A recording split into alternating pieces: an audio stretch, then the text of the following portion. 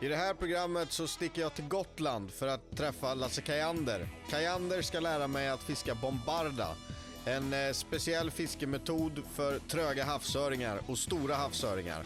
Och sen så åker vi norrut, träffar Niklas Bauer och en massa andra trevliga människor. Och där ska vi dra stora havsöringar. Eller åtminstone jag ska försöka ta en stor havsöring. Okej, är ni med? Det här är Fina Fisken TV. Jag heter Johan Rue. Nu kör vi.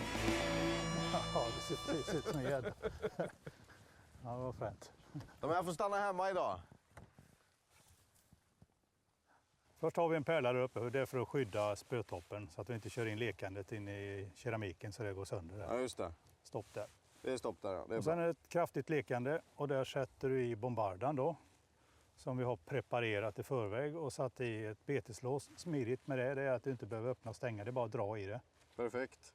Det går snabbt att byta. Det är det här som kallas bombarda. Det är bombardan. Det är det här som är bombarda. Det är bombarda. Det är en kastvikt kan man säga. Ja. Och antingen flyter den eller sjunker den. Den här är sakta sjunkande, inte midigt är det. Sakta sjunkande. Sen ser du jag har en ganska tjock lina här. Jag har 0,45 fluorkarbon här.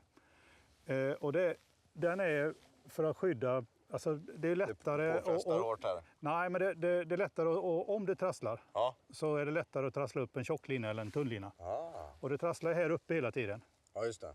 Så att därför har jag gjort så. Dessutom får du då ytterligare en lekande här, en lite mindre lekande där. Och där har jag då själva tafslinan då. I det här fallet är det 0,27 fluorkarbon. Japp.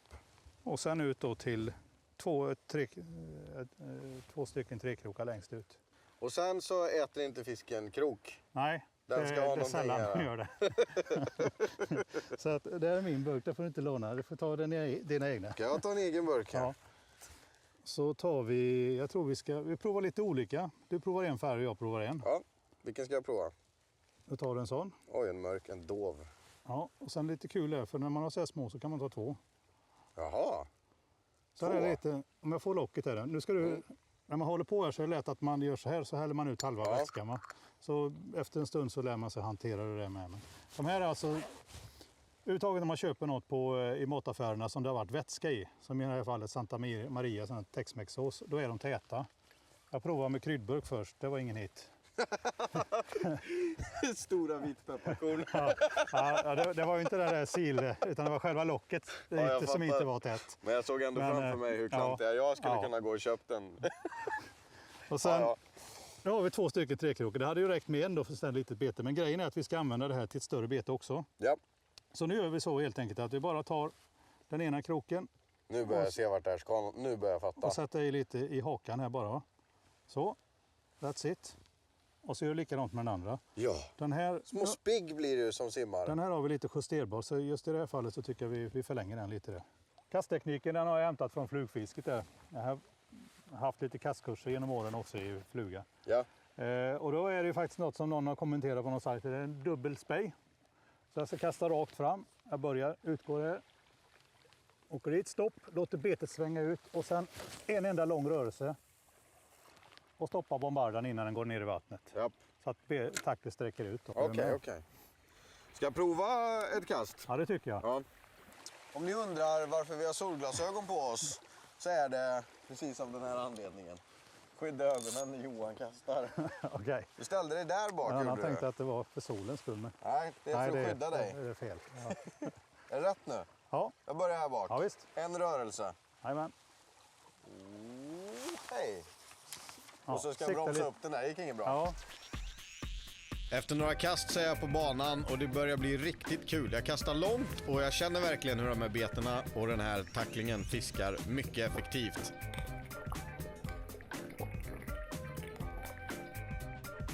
Hoppas nu bara att fisken tycker att det är lika effektivt.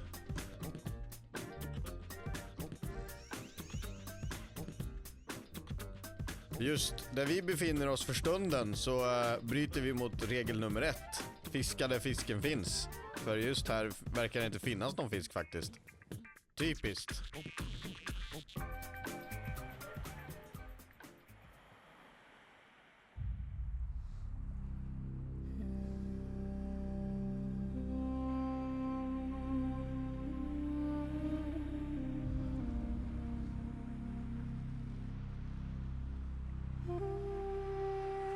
Så där då. Då är jag nöjd för den här gången. Nu ska vi ta och plocka upp Niklas Bauer och så sticker vi norrut. Så ska vi testa det här bombardafisket ordentligt. För nu känner jag att jag har kläm på grejerna. Lasse som har hjälpt mig så bra. Häng med! Bara 2,5 timme norr om Stockholm rinner Ljusnan. Det är alldeles nyligen som vi har fått det här tipset om att fisket i Ljusnan ska vara så fantastiskt bra.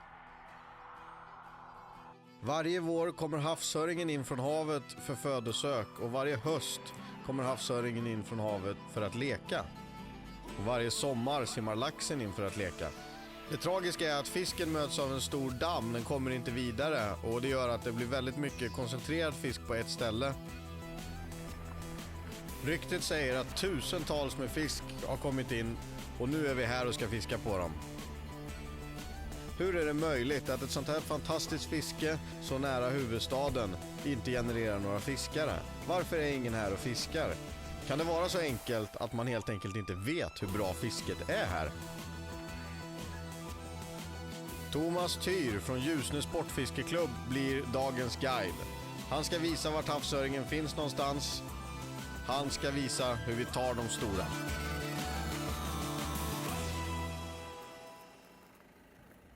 Man får verkligen hoppas att fisken tycker om sånt här väder som vi gillar. Nu blir det bombarda, fluga och traditionellt spinn. Vad tror du om dagens förutsättningar, Thomas? Ja, jag tror att vi har nog, kan bli en lyckad dag här och mycket tror jag på kvällsfisket här som på grund av vädret. Vi har det här soliga vädret och lågt vatten. Så att vi tror nog att de här öringarna kan börja nappa senare ikväll här. Spännande. Ja, då åker vi ut och tar dem. Du får guida, Thomas. Ja. Det ser vi fram emot.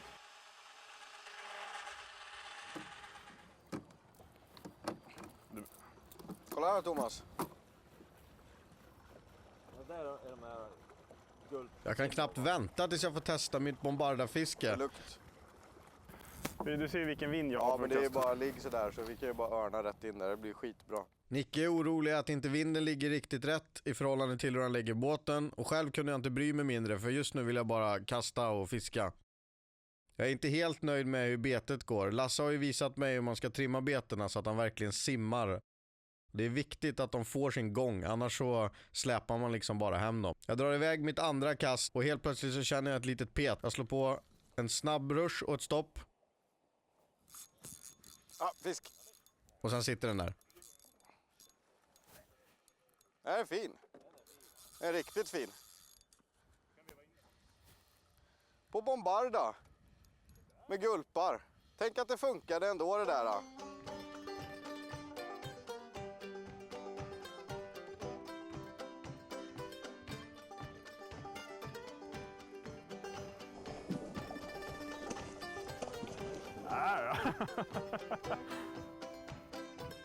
Vilket as!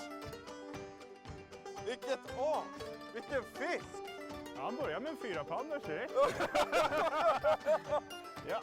Jag trimmade upp den där gulpen, de gick i varandra så jag flyttade isär dem lite. Snorblank 4 kilo. Tack så mycket. Bra Jag måste guidat. säga att det var bra här. Behöver man inte mer än 2 kast. En fantastisk fisk som får syna insidan av hoven. Hon väger in på 4 kilo och är en av de finaste fiskarna som är tagna i Ljusne den här våren. Ge en puss. Som jag har letat efter dig. Eftersom bombardafisket gav så snabb utdelning så tar vi en tidig lunch för att sedan göra klart för flytningsfiske. Det är något som jag aldrig tidigare har provat och det ska bli riktigt spännande. Det är lite sista färden-varning över det hela. Är det där den har gått och gnagt? Det är det jävla vatten. Vad häftigt!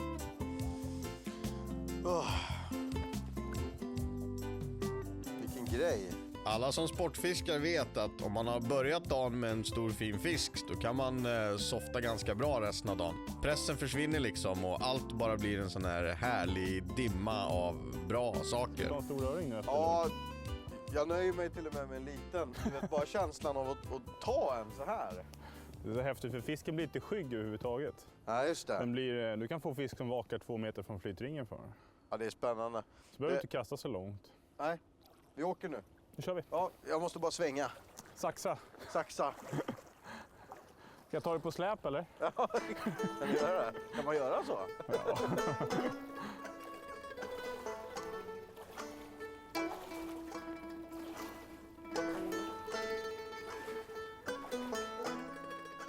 Försök få ner fötterna lite. Om du har 2 stroppar här. Dra upp dem så du sitter lite mer rakt.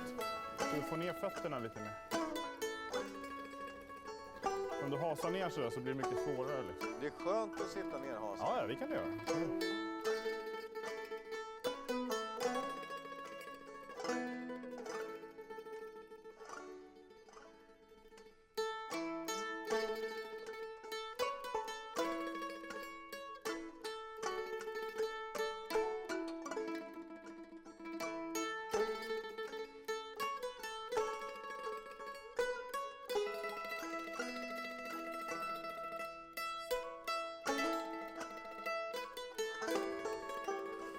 Nu drillar Nicke en stor fisk. Den ser stor ut, Nicke. Där vill jag se. Ska vi ta oss en närmare titt?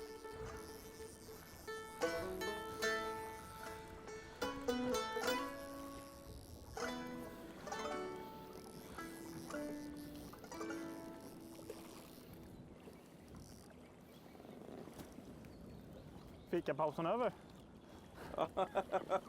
Jag hamnar lite på efterkälken. Jag märkte det. Jag fick kramp på ettans motor. Så det var bara 2:an, så gick runt eller? Jag bara blåste iväg. Höll på att bli fiasko. Det kändes så jäkla hett där. Så nöp det precis. Jo, jag tänkte det att du skulle få tassa på dem i fred här en liten stund. Jag det bara var förstör. ju snällt av dig. Du, är den fin den där eller? Ja, det är nog 2,5-3 kanske. 2,5-3 kilo kanske. Det låter väldigt lovande.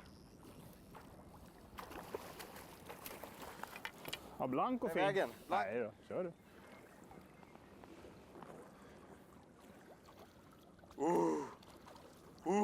Silver. Oj, oj, oj, Nicke. Vad härligt. Oj, nu kommer jag. Det är lugnt. Hej Johan, har du kramp i 2:an också nu? Det är kramp i 2:ans axel. Lägg det så här bredvid mig. Här. Kan du lägga undan det där spöet åt andra sidan. Så. Håller mig här bara så att du kommer fram. Lägg det jämsides med. Vore ju synd att tappa den. Vilken fisk! Den är väl fin va? Den är så fin. Ja, en 3. Oj, oj, oj, oj.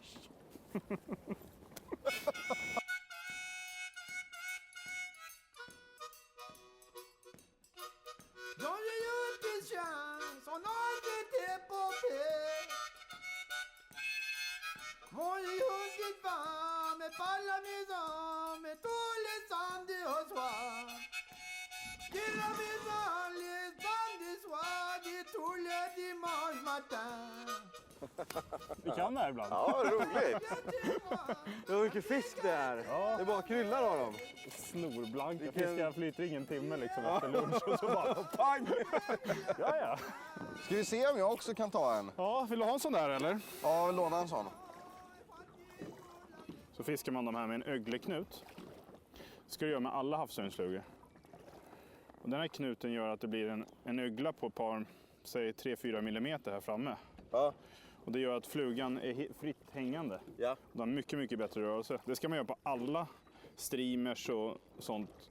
För du får en helt annan gång på flugan när du inte har en knut som Den är kan diktad. vicka lite i fören. Precis. Eller i ringen. Framförallt när vi fiskar sån här, som den här oliva-olibaggen du fiskade innan. Ja. Som måste sjunka fritt och sådär. Så det är jätteviktigt med den där lilla knuten. Då kan den svänga nerifrån. Efter att ha kastat bort några flugor till för Nicke så beger vi oss ut på båt igen och det blir Den spinnfiske. lilla sträckan som är där uppe där, som var bra, är den utanför där? eller? Nicke nojar vidare om vart vi ska fiska och hur han ska lägga Är det båten. lagom eller går vi för nära? Eller? Jag fortsätter att hiva fisk och livet bara är bra en Krokarna är stund. ganska dåligt. Den här fisken såg jag följa betet i ganska långsam fart bakom. Jag fiskade ganska snabbt men den efterföljande fisken kom ganska långsamt. Helt vild! Precis inne vid båten så tvärstoppar jag betet i ett traditionellt vevstopp och det triggar fisken direkt att göra ett utfall. Den är riktigt fin. Har du på det lilla spöket eller? Ja, Blåsilver? blåsilver. Härligt. Försök få upp spöet lite om du kan.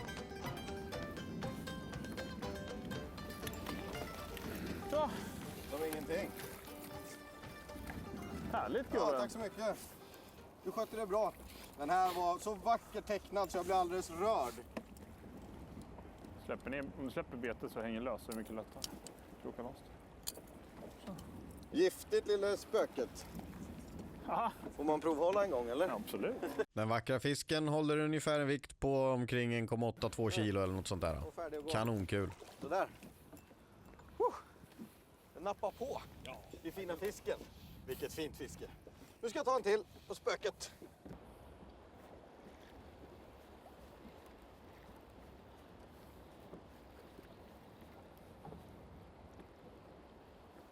Nicke, ska vi inte bränna in? Tycker du det? Ja, Fan, du har haft massor med kontakter. vad sa du? Du har haft massor med kontakter. Nu kommer de inte undan. Nu är det klisterkrok. Klisterkrok, det är inte silvertejp då? Ja. Det är ingen silvertejp då? Ja, Ja. här satt han Nicke. Det är kul att jag får de små, eller hur Johan? Att det var den största flugan jag hade med mig i lådan, då fick jag den minsta öringen vi har fått. Den minsta öringen i havet. Den minsta öringen i havet gjorde jag.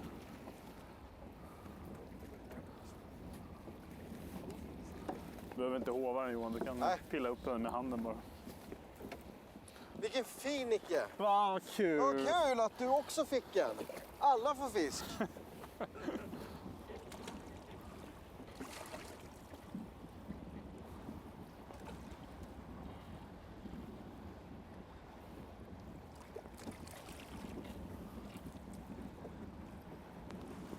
Titta på en lång fluga. Och lång.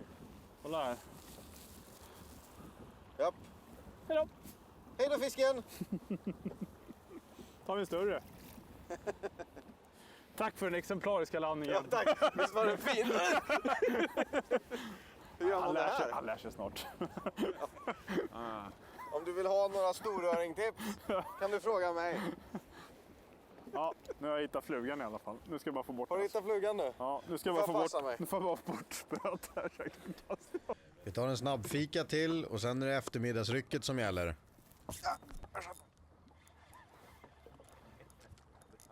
Har du sett Johan fått en gädda? Det är löjligt ju. Åh. Det är önsketänkande från Nickes sida. Den fina öringen får simma vidare. Det var ingen 4 kilos men det var ingen halvkilos heller. Den stångar på riktigt bra. Det var nog 7 hektos. Synd Johan. Det är vevstoppen som hägrar. Här smäller en liten fisk på. Aj. Var den där? Jag gör ett nytt försök, spinner upp farten, tar ett nytt vevstopp. Fisken petar på igen. Den fastnar inte. Jag går någon nyper eller? Vid tredje försöket lyckas jag kroka fisken ordentligt. Härligt Johan. 3 Böt gånger. bugar som det så fint heter. Och en fin fisk har krokats. Det där ser bra ut. Vill du ha en hovad Johan? Han är borta. Jag har fått lära mig i mitt havsöringsfiske att vevstoppen är otroligt viktiga. Samtidigt som vevstoppen är det som triggar hugget på fisken så är det det som gör att man missar fisken. För att när fisken hugger lös lina så är det tufft att kroka bra. Det är som att pimpla strömming. Det gäller att man har supervassa krokar. Kvällskortet tar vi på den platsen där vi landade 4 kilosen på morgonen. Och det är även den platsen där vi fiskade flytring. Det var egentligen aldrig tänkt att vi skulle fiska där. Det konstiga och som talar emot den platsen är att den i början av dagen var 15 grader. Havsörings trivseltemperatur ligger runt 7-8 grader ungefär. Men någonting är det ändå som gör att den stora fisken finns där och vill hugga där. Ett ganska stort bete. Ibland måste man knäcka några ägg för att få en omelett. Ja, snyggt. Fast felkrokat måste gå tillbaka just nu Johan. Felkrokad, vad menar du? Just det. Eller Då har måste den man sätta tillbaka fisken. Om det är felkrokat. påstår att den är högt eller? Ja, om han har försökt att ta så var snabb emot hugget och då... Försökte slå till med takten. Döva. öringmat. Det är bra att de finns här inne. Det är den vi försöker efterlikna. Var det den som höll fast ditt drag eller? Det var den som höll fast. Så här va.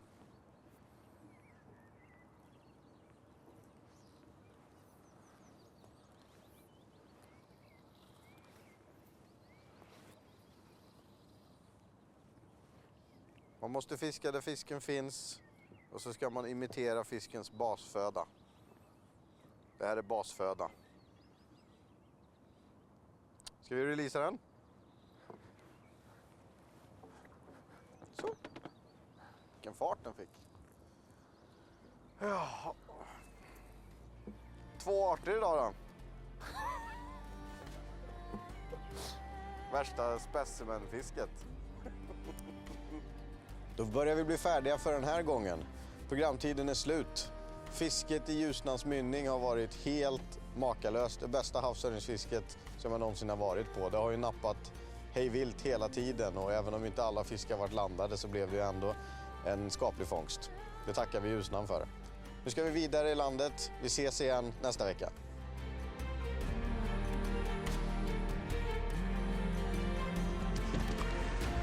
Jag tog den. Sådär, då var det klart. Då har vi releasat 4 kilo öring. Nu åker vi ta den till. Skit i det. Det gör ingenting.